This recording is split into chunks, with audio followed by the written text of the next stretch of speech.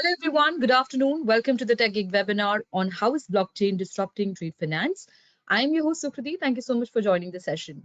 So, folks, today's webinar will delve into the game-changing landscape of blockchain technology in trade finance. We'll explore three main themes: traditional trade transactions, why blockchain matters, and the interplay between central bank digital currencies and the trade finance blockchains. This webinar will also discuss industry examples and practical insights into how blockchain addresses common trade challenges, such as counterfeit documents, sluggish payments, and opaque supply chains. Our guest speakers today will also unveil the impact of smart contracts, computerized agreements that streamline trade by eliminating intermediaries and reducing the likelihood of disputes. As we unravel the relevance of blockchain, we'll also examine the potential to reshape traditional trade models, opening doors to benefits like increased financial inclusion, cost reduction, and accelerated cross-border transactions. Folks, please join us as we are ready to demystify current trade problems, shed light on how blockchain can address them, and share insights into what lies ahead. And to facilitate the session, I have with me two speakers from Maverick Systems India Private Limited, Yogesh Gadipalli, who is serving as a senior consultant at Maverick Systems, where he's associated since 2010. His extensive experience serving banks demonstrates a compelling leadership history spanning diverse domains and global landscapes. His extensive expertise encompasses retail, corporate, Islamic banking, and wealth management domains.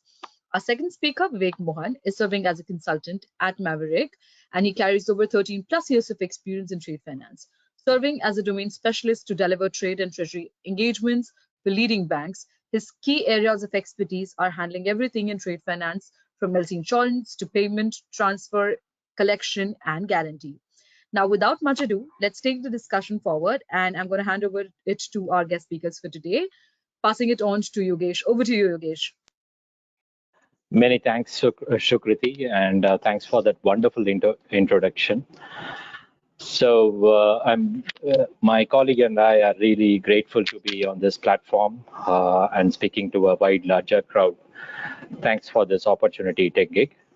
And to introduce our company, we are about 24 years old, rather young, and we primarily excel in the area of banking domain and technology, and we have our primary strength is our expertise in banking domain.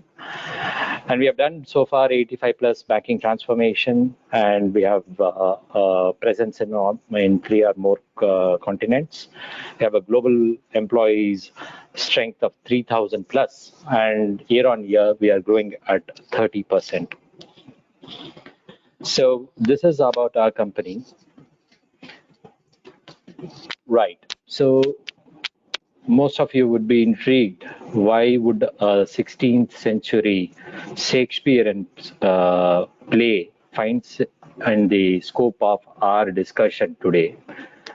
I promise you, I will make sense of this slide and everything will play out. Please bear with me. So we know the Merchant of Venice is a Shakespearean play. So without giving too much away into the story, I would urge you to read this play at your leisure. Basically, one of these characters secures a loan from another character, Antonio and Shylock, and there is a pledge for a pound of flesh as collateral under specific conditions. So Antonio anticipates the repayment upon the arrival of his ship. So he's a trader and he's awaiting some ships to reach the store. He would sell the produce and repay the loan to Shylock. However, due to unfortunate circumstances, Antonio's ships do not reach the shores. It sinks. So he fails to meet his debt obligations. A legal dispute arises between Antonio and Shylock. And Shylock seeks to enforce the collateral, meaning he wants to take that pound of flesh. What is very important in this particular story, which is a 16th century, I am underlining the word 16th century, is the way trade used to happen. There is not much change till date today. I'm sure the underlying philosophy of cross-border trade, intercountry trade, remains the same right from that original inception of this play. However, no banker is asking for a ridiculous collateral like a pound of flesh. Somebody might think they would go for the soul. Just kidding.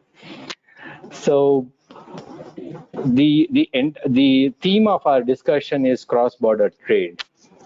So I would like to urge you to pay attention to the upcoming slide.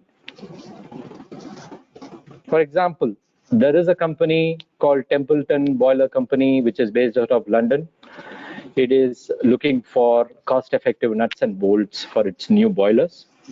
So then there is a company who supplies these nuts and bolts called the Patel Precision Engineering. Both of them don't know each other. There are trust and payments and security issues for both the parties. They are into the questioning of what if he doesn't pay, what if he doesn't deliver, what if the quality is not so great. All those questions are there. So we would like to discuss in our first part how such trades are carried out using trade finance solutions, which is current day, right? Now we have come a long way from the Merchant of Venice play, like 16th century. We are in the 21st century. So how trade finance is happening in this current situation? And another case is also something intriguing. I would strongly urge you to keep this in the back of your mind, which is crucial to our discussion.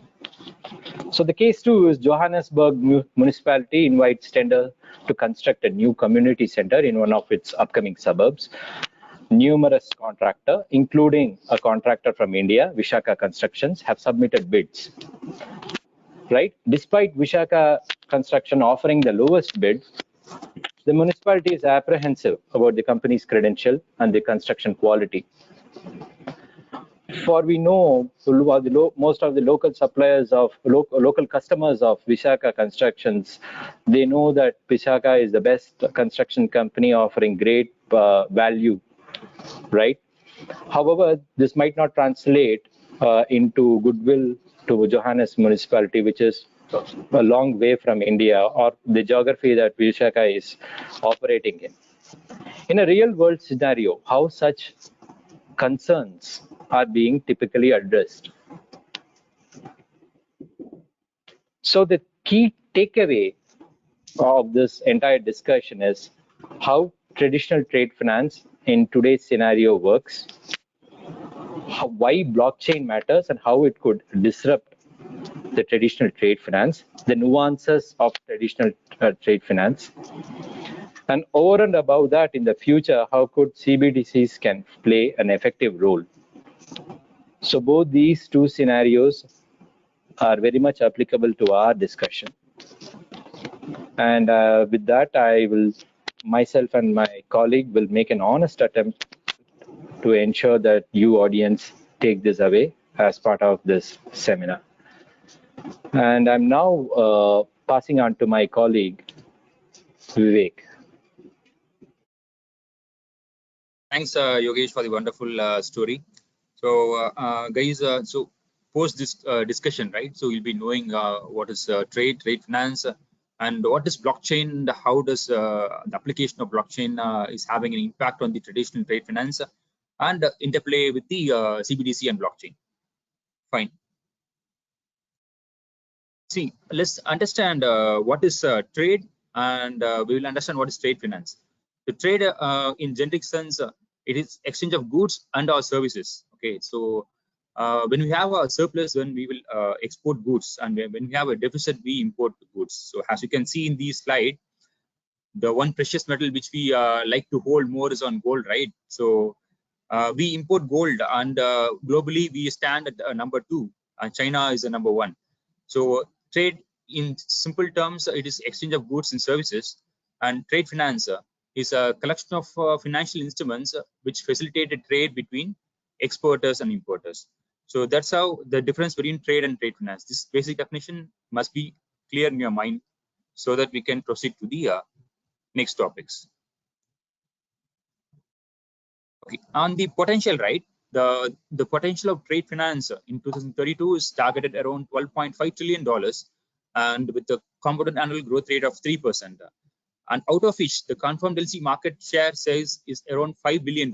That is the volume of LCs in overall international trade. Yeah. So we have different parties in international trade, right from exporters, importers, banks, shipping companies, insurance companies, export and trade credit companies. So multiple parties are there in this international trade. So the reason why we have discussing this point is like because we have multiple parties and each party is working in silos. So we'll be explaining what is the demerit of it and how we can overcome all these issues with the blockchain technologies. The basic products which bank is offering in trade finance is we have three basic products, that is LC, documentary collections, and guarantee. To keep it simpler, documentary credits are like banks guaranteeing buyer's payment to seller, and collections, here bank's role is limited when compared to LCs. Here what the bank's role is on the forwarding documents and for the collection of payment. And guarantees, in case of default, bank will pitch in and they make payment. These are the basic products which you have to keep in mind, because we will correlate with the case study or with the examples which Yogesh has told along with these products. So case on one, right, on the importers buying cost-effective bolts. Since both the parties doesn't have any interaction earlier and they don't trust each other, the basic the best example over here is on LCs. Usually exporters and importers will go for LCs when they don't know each other. That is the best payment method which they can use. If in case these two parties, they are very well known, they have already traded between exporters and importers. It's been done for so many years, like 3-4 years, and they were very comfortable, and they'll be going it for collection method. And guarantees, there was a Johannesburg case study, right, which Yogesh has mentioned it. If in case the Vishaka entity doesn't go for the performance of the contract, they here bid one guarantee will be there. That is the classification how the same case study can be used for a letter of credit, collections, and guarantee. Now we will be discussing on the basic workflow of LC. See, here the life cycle starts from buyer and the exporter. Step one will be the sales contract will be established between the buyer and exporter. Once it is established, then the importer will come to the issuing bank and they will be requesting for an LC application. Post which, after scrutiny is done on facilities setup has been done, issuing bank will be sending MT700, that is called as letter of credit, to the advising bank. What the advising bank does, the advising bank will check for the completeness of the LCs, and they will check for the basic workabilities, post which this LC will be advised to the beneficiary, who is the exporter over here. Once the exporter gets the LCs, what he will do? He will check the LC terms, whether it is matching with the sales contract or not, post which there will be he'll be presenting the documents to the advising bank. Okay. Now, the same documents will be forwarded to the issuing bank also, and issuing bank will check the documents after 5 banking days as per UCP 600, post which the fate of the documents will be decided, whether it is a clean document or a discrepant document. Then the payment will be released. Once the payment has been released, the documents will be released to the importer, after which the importer can go to the ports and he can take delivery of the goods.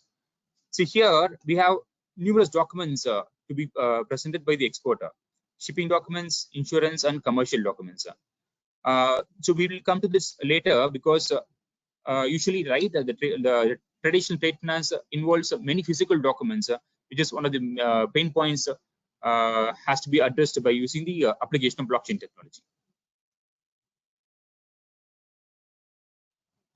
Yeah. So these are the sample documents: bill of lading and invoice. Why we have kept these two documents? Because these are the basic documents. Whenever the goods has been shipped, the price details will be mentioned in the invoice, and the title documents is on the bill of lading.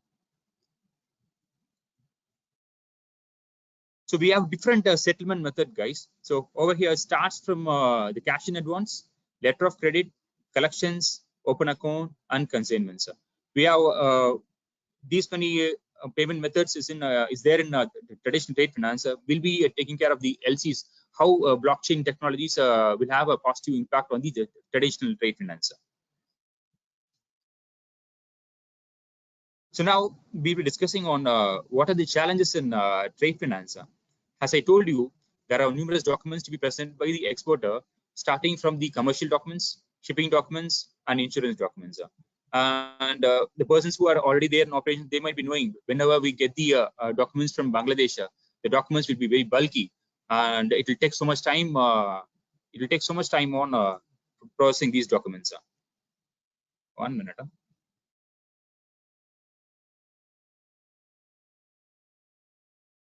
Yeah. Okay, on cost wise, right? This the traditional trade finance will have a cost around 1 to 2% of the transaction cost. On time delay, the average processing time for issuing LCs stands around 1 to 2 weeks, and the time gap between the document presentation till payment will be around 10 days. And since these are all physically paper-based documents, we have a considerable time in uh, transport of documents from each parties, that is from the beneficiaries to the advising bank, and from advising bank to the issuing bank. Once again, these documents has to be forwarded to the applicant also. So these many roles are there. The documents has to flow via courier, and this leads to the increase in cost, as well as on the efficiency has been reduced. On visibility part, right? Since I told you there are many parties are involved in the LC flow, these parties are working silos, which means that they are not interacting with each other.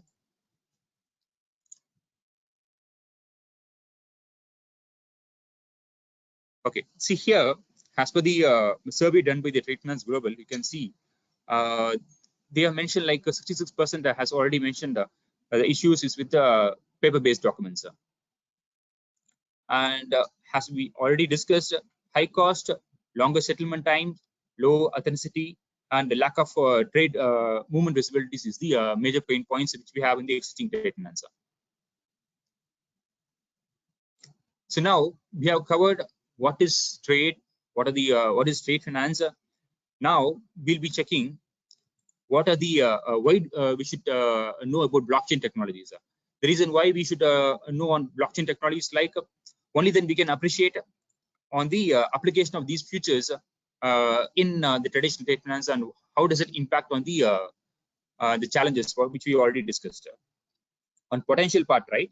So on 2032, it has been projected around 2,334 billion US dollars is the market size of this blockchain technologies. And in India, more than 50% of states is already involved in blockchain initiatives.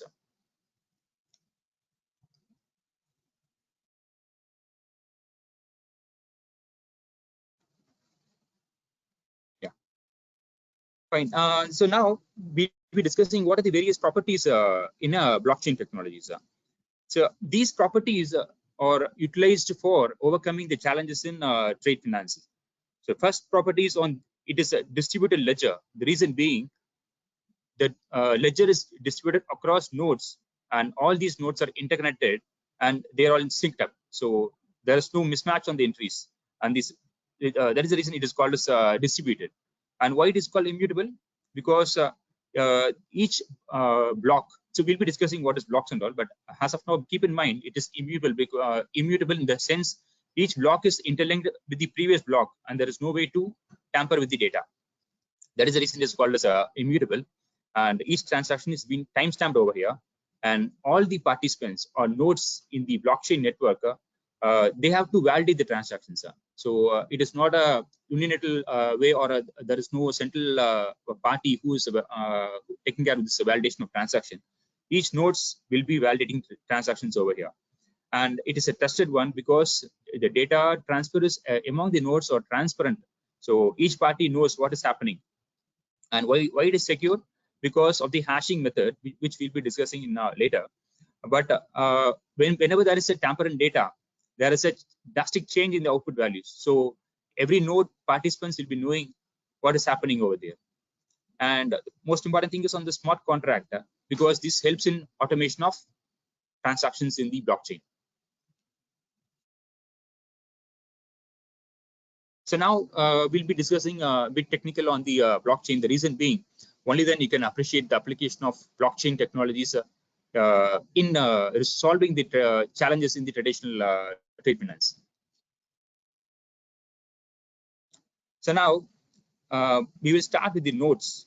Then we'll be ending with what is blockchain and how does it blockchain works. So here, each the transaction, right, they initiated by the participants, there are over here, they are called as transactions. But these transactions will not be passed on to the ledger automatically. They'll be batched as like in NFTs. They'll be batched and grouped into blocks. Once this blocks is validated by all the nodes, then it gets added to the blockchain. That's how it works. And why do we call it as a blockchain? Because each block is hashed over here, and the next block is having a link with the previous block. So it is called as blockchain. That is very simple. Okay, now the nodes, right? So we already discussed there are various participants in the trade finance. So each participant in the blockchain network is called as nodes. So now we know what is a node, we know what is a block, what is a blockchain, and how does it gets added to the blockchain network. Here you can see the functional flow of this blockchain, starting from the nodes who is requesting for the transaction. Once the transaction has been initiated, all these transactions will be propagated or broadcasted to the nodes across in the blockchain network. These transactions will be batched into blocks, and these blocks also will be propagated across nodes, and it will be added to the blockchain network. So we have a consensus mechanism. So the basic, we have two types of consensus mechanism. One is on the proof of work and proof of stake. Here, the proof of work is based on the computational power, whereas the proof of stake is based on how much stake we have in the blockchain network. And on hashing, right? So why do we do hashing? It's like WinZip method when we have what we have in the real life scenarios. Here, the data is being compressed using the hash algorithm. We use ECDCA method in Bitcoin for hashing.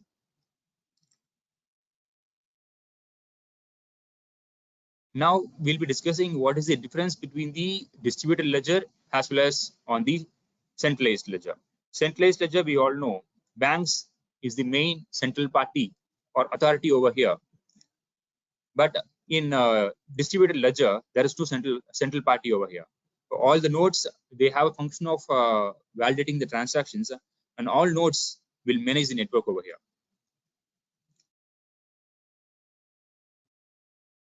So we have to keep in mind the blockchain is only a subset of DLTs. We have other DLTs in place like blockchain, hashgraph, DAG, holochain, and Radix.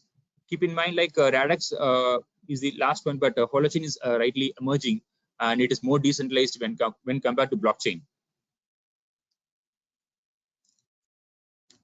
So to put it in a nutshell, so we use private keys, private and public keys for initiating and broadcasting a transactions, and proof of work and certain alternatives like proof of stake, which we already discussed, will be used for validating the transactions.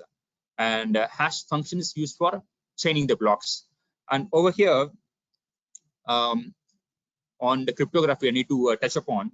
See, the cryptography is a technique of encoding a message, and we have two types of cryptographies. One is on symmetric cryptographies, and we have asymmetric cryptographies. Symmetric cryptographies, we use the same key for both encryption and decryption, whereas in asymmetric cryptographies, we use two different keys, but both the keys are linked each other mathematically. That is the basic logic over here. And here, using the private key which we have, we can generate the public key using the algorithm. And on hashing, as per it's a digital digest of data, which you can use it for compression of data. The industry standard over here is MD5. is message digest function, and we have secure hash algorithm, that is SHA-256. So the major types of blockchain, we have two basic types. One is open, and second is on the closed. In open, there is no permissions required for joining the blockchain network, whereas in closed network like R3, Corda, Contour, so there is a permissions required to join to the network, and data is shared only among the participants or among the nodes. But in open networks, it's not required to get a permission to join the network. An example, we can say it as Ethereum networks. So now we will talk about smart contracts. This is the most important the concept which we have to discuss over here, because it helps in automation of the transactions in the blockchain. So here, when you go to the origin, Nick Szabo is the person. He's a computer scientist who invented virtual currency long before Bitcoin itself. It's called as BitGold. And in 1994, he's published a paper. And over there, he defined the smart contracts as a computerized transaction protocol that execute the terms of the contract. Keep it simpler on definition part. These are codes. These are self-executing codes which will get executed in the blockchain network once the conditions are met. So how it is executed, as I already told you, once the business logic is being met, these conditions are satisfied, then the smart contract will get executed. A basic example which you can say is a vending machine, and this example was quoted from Nick Szabo in his paper. And this is a very beautiful example, guys. You have to understand so that you'll be able to understand the functionality of the smart contract. It's called as the vending machine. As we all know, how do we operate vending machine, right? These vending machines, here the rules are stored, the rules are verified, and it is auto executed. Simpler example to understand the smart contract. Yeah, fine. So here the coding which we use in the smart contract is the Solidity language is based on the JavaScript. To keep it simpler, like it is in the code will be written in the sense like if this condition is satisfied, then the statement will be executed. That's how it is. Simple it is. And we have four life cycles for understanding the smart contract. The first stage will be on the recording of the terms of this contract, or codifying the terms of the contract into the smart contract. We are programming into a code, post which we are connecting these programs either to the internal systems or to the external systems. Usually we call it as oracles. So they'll be listening to events. If there is any change in events, then what happens? These contracts will smart contracts will check whether the events will match with the conditions already there programmed in the smart contract. If it is matching, then they'll be self-executing it. So we have different applications in smart contract. It will be applied in payments. It will be applied in documents, exchange of document title, as well as in exchange of goods. Like for payments, what we can see, whenever the goods reach the port of destination, the payments will take place automatically. And on document issuance, right? What happens when the goods are loaded on board? The document is issued automatically. That is the exchange of the issuance of BL will take place automatically. And on exchange of title of goods, what happens? Usually when the payment is exchanged and the shipment will be the title documents will be exchanged. Here both the transactions can be automated using smart contract. Yeah, now, so till now we have been discussing what is trade finance, what are the challenges in trade finance, and we've been discussing on the technology part, what is blockchain and the concepts in blockchain. Now, what happens now? We merge both the features of blockchain to the addressing whether these challenges which we already have in the existing trade finance can be addressed in blockchain or not. Yeah. So we already discussed on the basic workflow, how the LC will be functioning. Just to reiterate once again, letter of credit is a guarantee which the bank is having cushion in order to confirm the buyer's payment to the seller. On the functional flow, this we already discussed over here, starting from the sales contract till payment. So we have these many parties enrolled, and since each party is working silos, we already mentioned, this takes time and there is no visibility over there. So now the current structure is every party is working in a sequential manner, and there is no visibility over here. Post deployment of blockchain, all the nodes or all the parties will be interlinked, and they'll be knowing what is happening at any point of time. And whatever data has been initiated, all the parties will be knowing what is the actual state of it, and even on the flow of information as well as on the goods also. Where does the goods lie? So now this is a pictorial representation of post implementation of blockchain. So we already see, right, what is the functional flow, the sequential flow of LC cycle. Post deployment of blockchain technologies, all participants, all nodes will be interlinked, and they know each other. What is it? What each party is? What is the type of data which each party is sharing? So we have these many prominent DLT technology service providers: Arthricoda, Fabric, Ethereum, and Quorum. We already discussed on different the major types, right? Block open networks and closed networks. Ethereum falls under open network, and Quorum falls under closed network. So here, the normal traditional LC flow, which we already discussed, right? So here, Hyperledger's Fabric framework with the implementation of the smart contract, this life cycle is taking place, right from there is initiation of the smart contract till shipment confirmation. Everything is being integrated over here using this blockchain technology along with the application of smart contract. So we have these many prominent trade finance blockchain networks. So now we'll be discussing the two case studies. One is on Wave networks. Second is on the India Trade Connect. So on Wave network, here the importer was facing existing challenges like for issuing LCs, there was so much time is required for issuing LCs, and it's a complex method and many approvals is required. And post deployment of blockchain technologies in trade finance, and here all these exchange challenges has been resolved, and the customer can see major benefits due to the implementation of blockchain in the traditional trade finance. So how it is implemented? So there are two main things. One is on the using shared ledger. Second thing is on the using smart contract.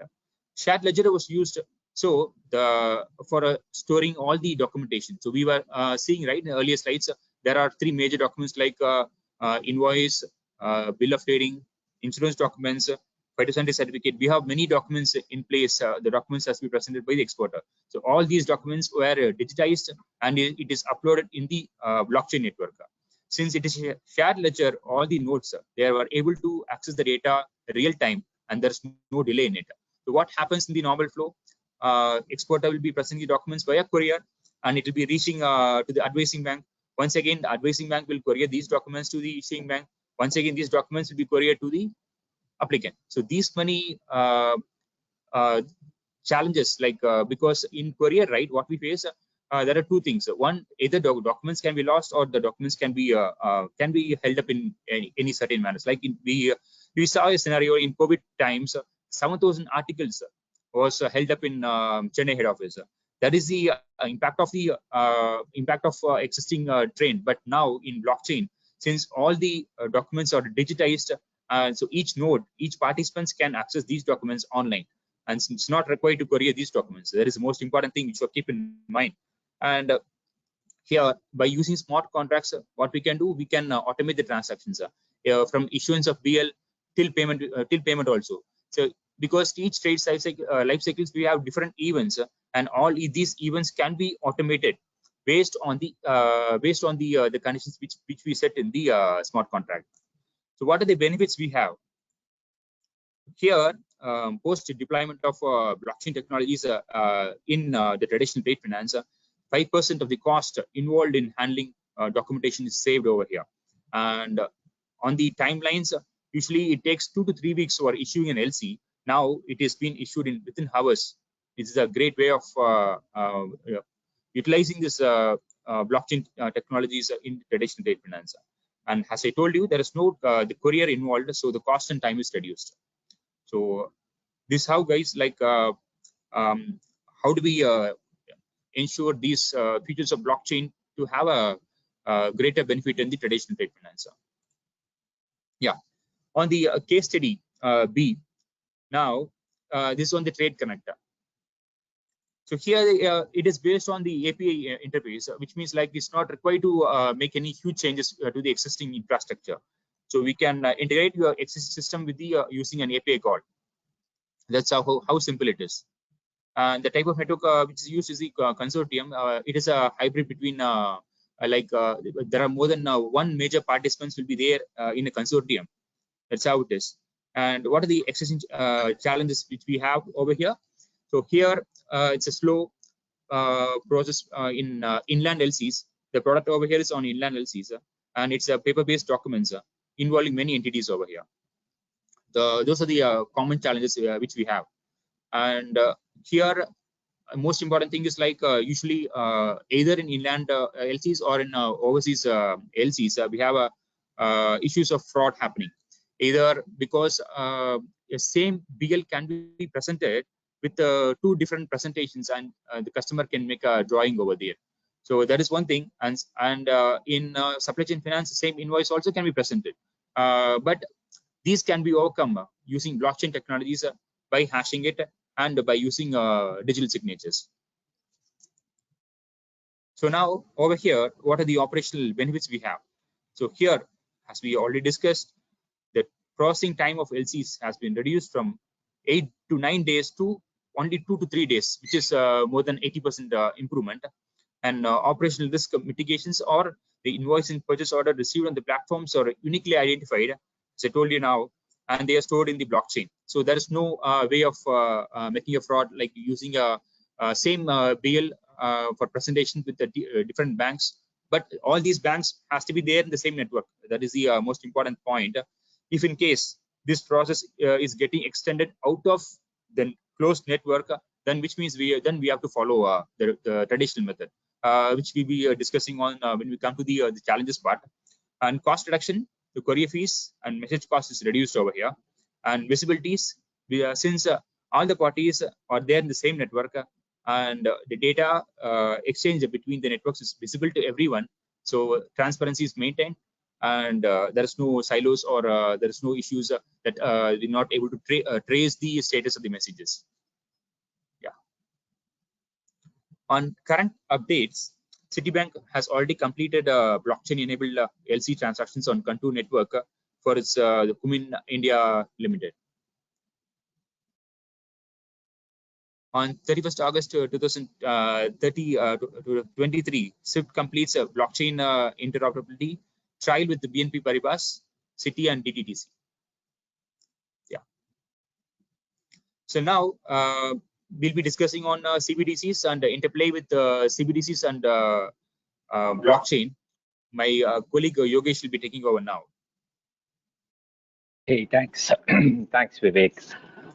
So, in a nutshell, with the examples my colleague was quoting from the original setup that we did, one, a boiler company who is trying to trade nuts and bolts with a precision engineering company from India, and there is one municipality who is already is looking for a construction company to build its community center.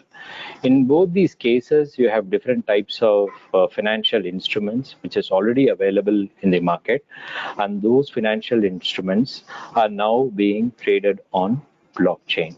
Most of these blockchains are either in pilot modes or POCs. Some of the trade finance blockchains, the examples are quoted, those are similar pilot projects where the banks are testing feasibility studies. Similar is the case with CBDCs as well. Almost 138 countries are in various stages. Some of them are in research and development stage. Some of them are in pilot stage. There is just POCs and pilots which are being done on CBDC. Before delving into the details of CBDC, we can appreciate how trade finance blockchains can eliminate the need of digital documents. When we say digital documents, it is not scanned images of paper, authenticated, adjudicated by the node themselves. If the quality agent is one of those nodes, the buyer can be rest assured that the quality of the product which is about to be shipped is already authenticated, adjudicated on the node, and thereby everybody knows that the quality of the goods transferred is of the best quality. Similarly, the shipping agent will also know what type of goods is being exchanged from one country to another country, and the title is very clear. Instead of exchanging images of paper or the real paper, we are having authenticated contracts between the parties. Most important part in understanding the CBDC, because both of are similar nature, at the same time they are also dissimilar. Let me explain you why. Central bank digital currency is a digital currency, is the fiat currency issued by the sovereign authority of the country. In India, sovereign central bank or the sovereign authority of the country issues a digital currency. It is the equivalent of the paper currency if any country prints. It is only in digital form. The CBDCs are directly distributed in two parts, either in retail or wholesale. Wholesale to the banks for any interbank transactions. Retail for people like you and me, where the sovereign authority or the RBI, or in our case, or any central bank can issue currency for circulation, right? So CBDCs work on blockchain-based networks, right? Distributed ledger technologies, and similarly, there are many cryptocurrencies which are already there, which is not backed by any sovereignty. But CBDCs, leveraging the flexibility of what cryptocurrencies offer, with an added advantage of regulation to its place, central banks are thinking of, in some cases, they have issued CBDCs are in circulation. Various the self-interest of the central bank is that the transparency, unverified actors can be identified. Lot of the intended purpose of that supply of money can be met, better monetary regulation, and these are preventing anti-money laundering activities, right? So these are various self-interest for the central government. However, it's more than that. We would like to explore why. Like I said, a typical characteristic of the CBDC is it's a modern form of digital money issued by central banks, wherein from an user standpoint, the digital money that you hold in wallets are not truly, in a sense, digital. They are merely your money kept in an intermediary, such as a bank or a financial institution. Wherein digital money issued by central banks are just like notes which can be exchanged for a value. It offers high trust, security, and stability akin to a currency. However, it is more than that. It is traceable. It can be source of funds can be easily ascertained, and it also offers a lot of stability in terms of the price. Issued directly by the central banks, not subject to private bank risks. For example, if the money that you hold in a bank such as a hold in an intermediary, such as a bank or a financial institution, there is a risk if the bank goes bankrupt, the money deposited in that bank might be, even though it is your money, it might be at risk. Wherein a money held in digital form within your wallet has no risk at all, right? It can be stored in digital wallets, smartphones, or computers. So there are many use cases. We will look at those use cases also. It is very easy to use for shopping, bill payments, money transfers, etc. Issued and controlled by the central bank for security and reliability. May leverage technologies like distribute ledgers and smart contracts. And the BIS actually defines this as digital liabilities of central banks, widely available for public use as a medium of exchange, right? So there are many use cases for CBDCs: in-store payments, online shopping, peer-to-peer, government-to-person payments, right?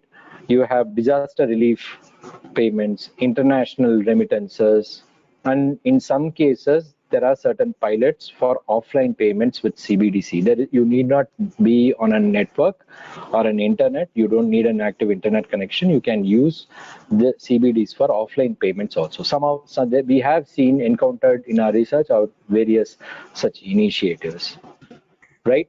And metaverse payments, right? The one that caught our eye is micro payments, like subscription for a news magazine or to read a news article. Such micro payments are also possible.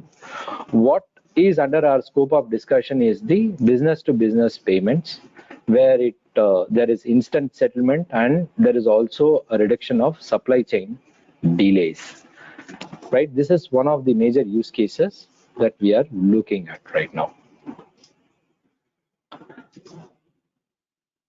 So if we use CBDC for trade finance transactions, so far in the examples where my colleague was explaining, like for example, in the case of our own bolt and nut manufacturer and the buyer who is from London, right, Templeton Boilers, how do we instill the trust between these two parties? The role of the bank actually instills that confidence between the two parties, right? The bank stands as guarantee on both these parties.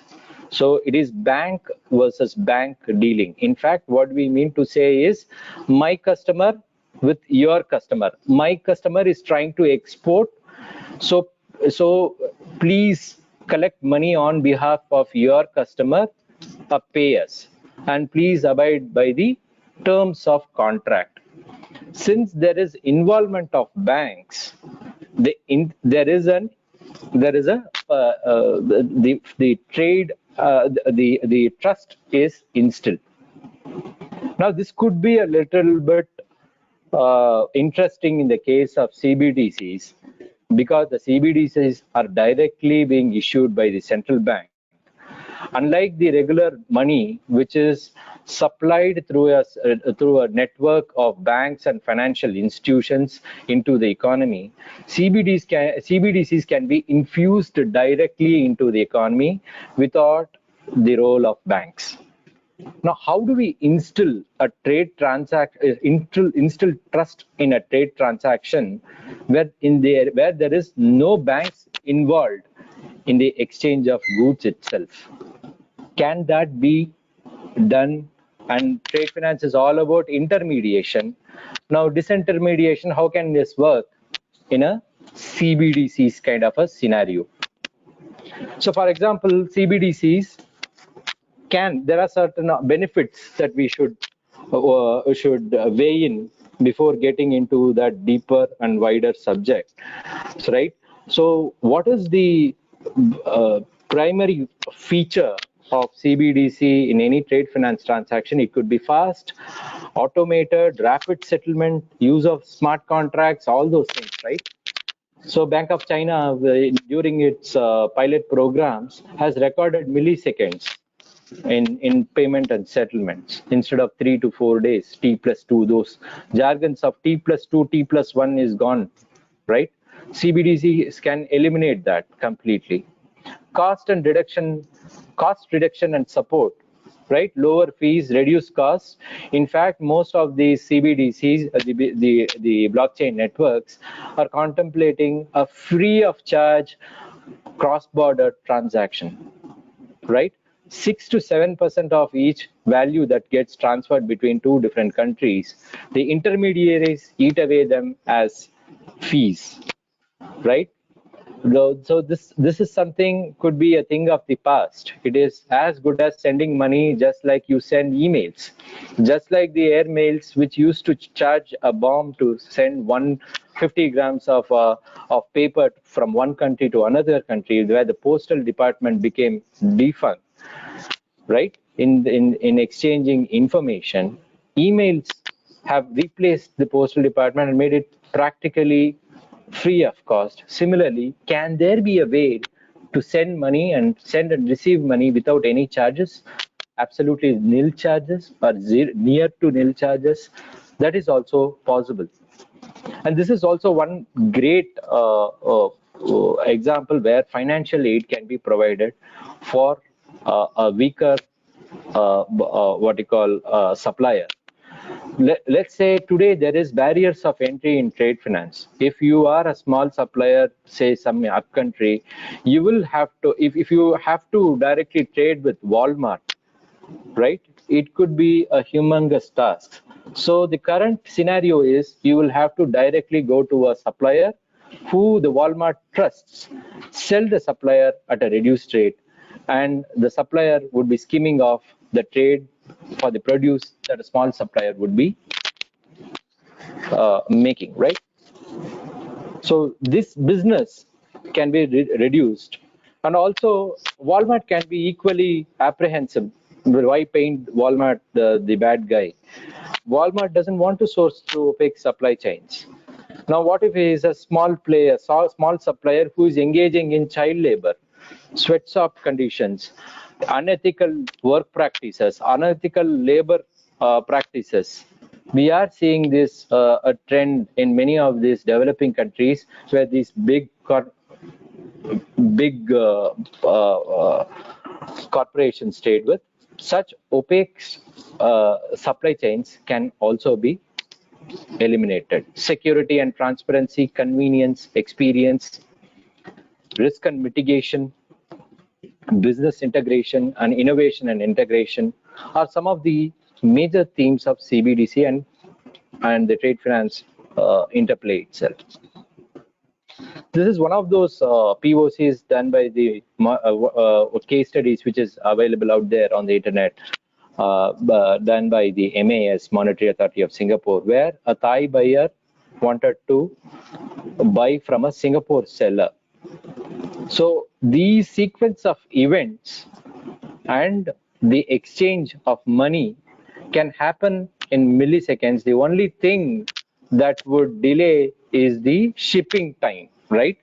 The actual shipping time is the only delay, wherein everything else can happen, execute without any preconditions. And mind you, unlike a traditional trade finance transaction where the intermediary, such as banks, are involved, this is completely disintermediated by a bank, because the Thai buyer and the Singapore seller can directly trade without the influence of banks. Now, there is also a combination, right? CBDC combination and the financing combination, which is also possible, where a financial institute or a lender can actually fund the buyer. This is also one of those use cases. So I would like to, I know we have already overshot by a few minutes, and let me spend this time, which is very profound, which has left a very profound impact. And we have seen many digital payment infrastructure success stories around the world, mostly developed countries, underdeveloped countries, and all. This is one particular great study, and I think this is something profound which has happened and we have stumbled upon our research as well. So we are talking about Cambodia. So an oppressive regime called the Khmer Rouges of certain political affiliation decimated their monetary system. Thereby, the locals lost their confidence in their sovereign currency, which is the real, right?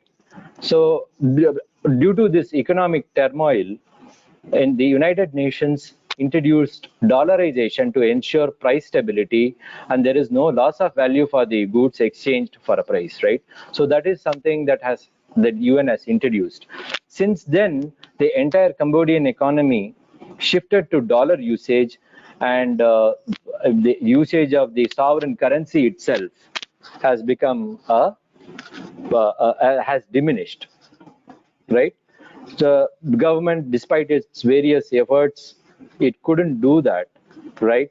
So then the National Bank of Cambodia, which is the central bank, taken certain steps from 2016 onwards, and they selected the Hyperledger Iroha blockchain platform, right, for its digital payment infrastructure. Mind you, Cambodia still doesn't have a CBDC till date, or in the plans of releasing the central bank digital currency, right? It's not there. But however, that digital payment network uses the DLT technology platform, right? Suramitsu, a company, Japanese company, along with Hyperledger, they implemented the system, and there are certain future plans. And the central bank governor, in a very passionate speech in Singapore, he was saying how the distributed ledger platform has digitized the local economy with digital payment network. 75% of the transaction amounting 75% of the GDP is being traded on this Bakong blockchain, 50% being USD, 50% being the local currency. The currency sovereignty is regained, right? This is the power of a digital network, digital payments platform. We, of course, Indians, we have tasted it in great detail in the form of UPI. But what is very, very profound is Cambodia has the infrastructure ready to accommodate a CBDC, right? In fact, the most of the expats are working in and around the neighboring countries of Cambodia, where a lot of cross-border remittances happen. China, Indonesia, Singapore, right? Most of the Cambodian expats stay there, and they are in the verge of getting these bilateral agreements, which we will look at this. This is part of the conversation that we would like to have in the challenges and consideration.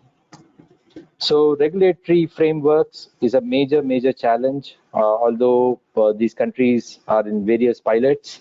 Regulation, how do we regulate this? For example, a person who is exiting a port of entry cannot take more than 25,000 US dollars in India, right, as currency, right? Any port of entry, right? If you take a bar of gold out of a port of entry, the customs officer can grab that gold without questioning it, who is the authority, and you will not be allowed to take it outside. Similarly, stands for currency also. Now, if it is in case of CBDC digital currencies, right? That is something, how do we manage that? That is one of these challenges. Second major challenges is disintermediation itself, right? The world runs on fractional reserve system. What if we say we don't need banks anymore? What happens to the cost of funds that the banks borrow and provide easier access to credit? It can decimate the system. There are certain regulations like like you can have a remunerative CBDC, non-remunerative CBDC. How much of the CBDCs that you can hold in your wallets? How much do you have to hold it with the intermediaries? These are some of the regulatory frameworks that is being under consideration. Like for example, in trade finance, the e-bill of lading itself, how do we standardize the bill of lading, right? What is the structure? Now, the bill of lading, you cannot write it on a piece of paper saying that bill of lading, right? It should accommodate the uniform customs and practices that is being devised by the ICC, UCP 600, various regulations are there. So how do we have these regulations for a digitized paper, right, for trade finance? So these are certain regulations which needs to be thought through. Although the technology is there, the POCs are getting proved. So there is a lot of thinking and how this would, like for example, 80% of the export is done by the BRICS country, right, of the world export, but the major buyer buys in US dollars. How do we, some countries, I don't want to get too political, some countries would like to eliminate the dollar hegemony, and some other countries would like to retain dollar as the medium of currency for international trade. These are various push and pulls by various governments. So there is a need for regulatory compliance and interoperability issues. That is a major issue. Like there are many networks, many blockchain networks, many technology companies. Some are private blockchains, some are public blockchains. So if I am part of a public blockchain and I would like to communicate with somebody who is part of a public blockchain, can I do that? Or how do I do that? So will the smart contract will be recognized across all these networks? Will there be a unified standard, right? So these are interoperability issues which many of these blockchain technology companies, that is a major issue. So if you look at the top two issues which come up when it comes to CBDC, blockchain, and trade and everything. One is the regulatory framework, second is the data and privacy, and the third one is the interoperability issue. And like I said, there is no unified industry collaboration. Just in the case of ICC, right, they have come up with standards on how to draw a bill of lading and all those things, right? How to draw an invoice, what are the essential parts of the invoice. So such kind of unified industry collaboration is also required, right? Yeah, there is a need to demystify current trade problems also, right? There are some problems that we have quoted could be what I call those problems are glorified, might not be the problems that we perceive to be. There could be some other problems, right? Opaque supply chains is one thing. There are a lot of regulations to overcome that opacity and bring some transparency there. However, so can we not do this with the existing systems and levers? Should we need a new network altogether? Is that level of disruption even required, given the size of the business? So these are some of these things which are being thought through also. Looking ahead, although there are POCs, although there are certain sprouts, very optimistic sprouts that we are looking at, we have to overcome a lot of regulatory frameworks, interoperability issues, unified industry collaboration is required, and we have to demystify a lot of these current trade problems. They might not be the gravest extent, might be myopic. What we perceive to be trivial, it could be something major as well, right? So considering these challenges and consideration, we would like to conclude our session webinar. And apologies, we have taken more than what we have initially suggested, because the scope of the discussion is so large and the complexities are so high. We have taken that time. I honestly believe that my colleague and I have made an honest attempt to unraveling the mysteries of blockchain, traditional trade finance, blockchain, and CBDC, and would open the floor for any questions, if any. Uh, Thanks, Yogesh, for the wonderful presentation. Guys, I think we are receiving interesting questions. So let me answer some questions on posted by Himank Hasaf. Even though it is not directly relevant to the domain which we are speaking, but the question which he has asked is on the skills needs to work on blockchain. So that is a question. The answer is on the Solidity language is the programming language which is used for a smart contract. It is based on JavaScript. That is the answer for your question, Hemant.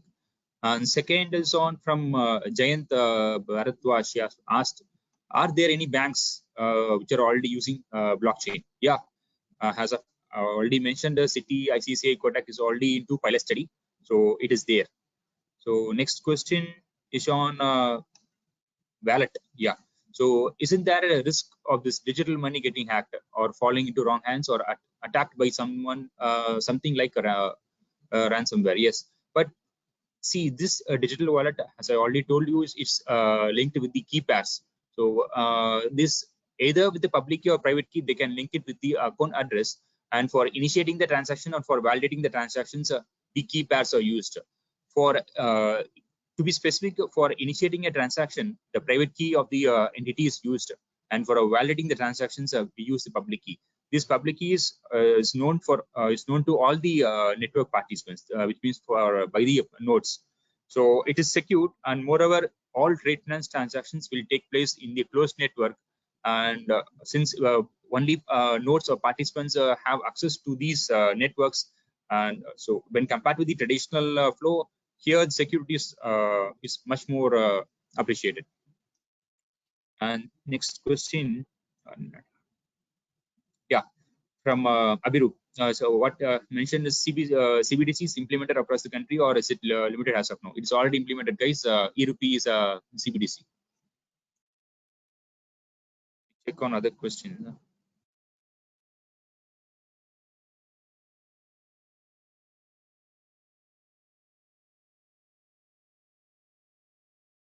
So And there's there an is, yeah.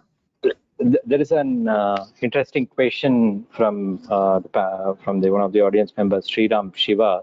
Despite platter of benefits and in market from 2000, why is blockchain still struggling to gain popularity and mass adoption? Is it to do only with the regulators or the technology or slash platform limitation?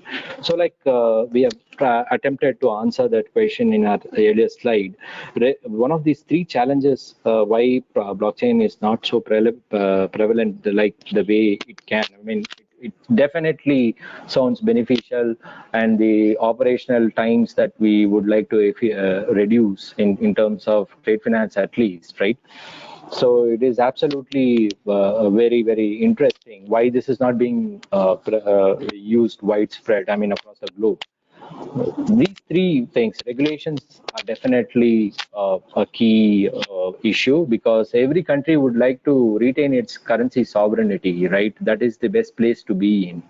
And the perceived loss of value against two different currencies, right? That is also something that is very much dear to the overall handling of the economy itself, right? The perceived value of the actual currency should not get I mean that's why most central bank are really worried about, right? What if there is excess supply, there is limited supply? All those things needs to be thought through when we adopt CBDCs. However, in blockchain itself, right, there are various applications of blockchain. It is not only trade finance. There are certain blockchains where you can actually have doctors' records, right, or the patient's records being used. In some cases, legal documents also, right? There are certain pilot programs where we can see in some of these states, right? They are planning to digitize the land records itself. That is also, there is certain applications. In its nascent stage, see the areas where blockchain is trying to disrupt are high conservative, high regulation oriented industries, right? Such industries will take time. I mean, just imagine the way banks embraced cloud after 20 years or 25 years of its introduction. So that's how it is when in the banking space. Any new technology adoption is always viewed very conservatively because of the massive regulations, protection, data, all those things, right? That's the reason. So, but that could be one of the reasons why mass adoption is not there.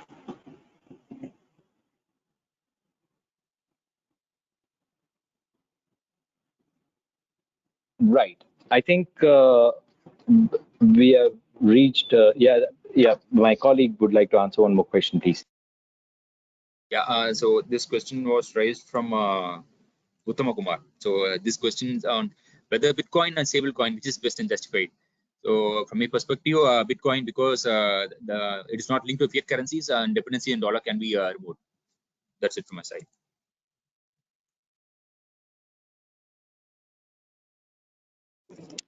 Right. If there are no more additional questions, I think we are good to have our webinar closed. Shukrati, over to you, please. Thank you, Yogesh. Thank you.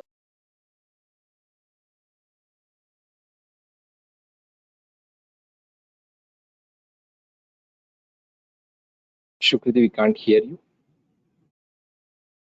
Um, Thank you, Yogesh and Vivek. And I think it is absolutely a great session to actually host, because we have a lot of questions still coming in. But in the interest of time, I think we'll have to conclude.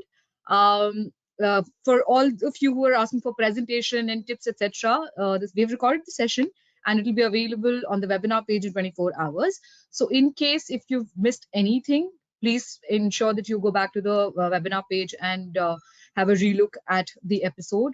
Yogesh, Vivek, a lot of positive response for both of you have been pouring in from our audience. So thank you so much for doing this wonderful session with us. Thank you. Thank you very much. Thanks, Tech Geek team. Thanks, Shruti. Thanks for the support. Yeah. Thank you.